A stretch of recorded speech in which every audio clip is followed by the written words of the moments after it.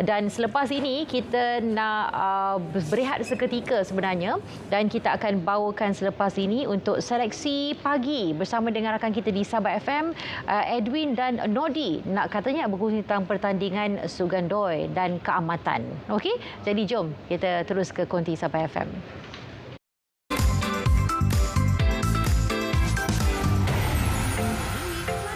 Aplikasi IM seperti WhatsApp, Telegram, Facebook Messenger dan lain-lain. Untuk keselamatan, sila aktifkan. Baik, terima kasih Hani di Selamat Pagi Malaysia. Kita terus bawakan pada anda konti ataupun seleksi pagi-pagi untuk edisi hari ini, 22 Mei dari Sabah FM ataupun konti Sabah FM. Jadi kalau kita sebut saja menjelang ke hujung bulan Mei ini, banyak cerita menarik khususnya berkenaan dengan sambutan Pesta Keamatan yang dinanti-nantikan oleh seluruh warga di Sabah. Bahkan pelancong dari luar negara pun datang ke Sabah untuk merasakan kemeriahan yang berlangsung pada penghujung Mei ini. Tapi kalau kita imbas kembali lah kan, pada 1 Mei lepas untuk pelancaran bagi perayaan Pesta Keamatan peringkat negeri Sabah bagi tahun 2024 telah pun berlangsung di daerah Ranau selaku tuan rumah, dan tema yang dipilih bagi tahun ini iaitu keamatan melangkaui keterjaminan makanan ataupun dalam bahasa dusunnya dikenali sebagai keamatan pengalip kohimanganan takanon.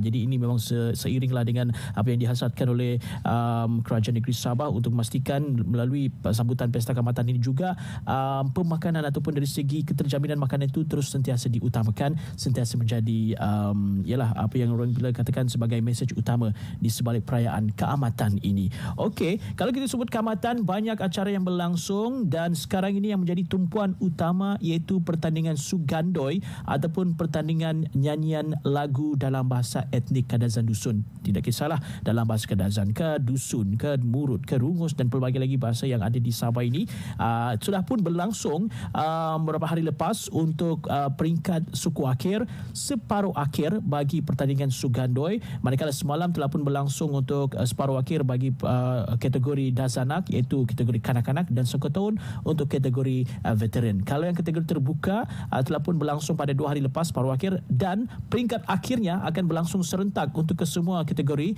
iaitu Dazanak, Sengketaun dan juga terbuka ini pada 24 Mei ini, hari Jumaat bermula 7 malam di Hongkot Khoi Saan. Jadi di situlah lokasi sambutan akan kita bawakan juga iaitu di Hongkot Khoi Saan Kadazan Dusun Cultural Association KDCA Penampang pada 24 Mei ini. Okey, kalau kita kongsikanlah kepada anda finalis yang bakal beraksi untuk menentukan siapakah juara untuk tahun ini bagi pertandingan Sugandoi ataupun nyanyian dalam bahasa etnik yang ada di Sabah ini. Kita mulakan terlebih dahulu top 10 ataupun 10 teratas bagi pertandingan akhir Sugandoi yang kini sudah dikenali sebagai peringkat kebangsaan, iaitu wakil dari daerah Keningau iaitu Elilia Bianus, dan seterusnya wakil dari Tanjung Aru Ain Farisha binti Azmain, Beaufort Crispin Joseph, dan wakil dari daerah Ranau Feli Stacy Paimin, manakala wakil dari Kota Marudu iaitu Sentelina Jamurang,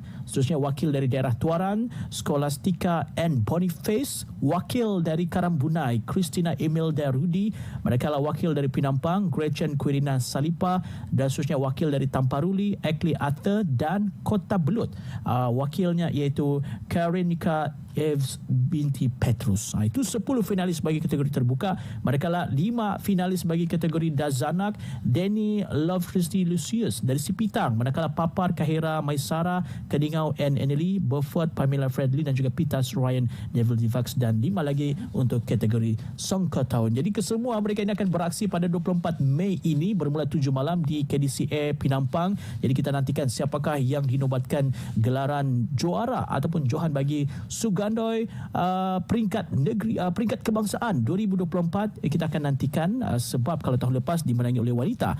Tahun ini 8 orang finalis wanita, 2 finalis lelaki. Jadi adakah wanita juga yang bakal merebut gelaran ini ataupun barangkali lelaki?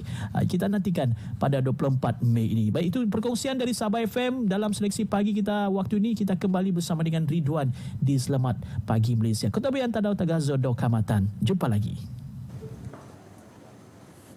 Terima kasih banyak-banyak Edwin. Itu dia sedikit perkembangan dari Sabah FM.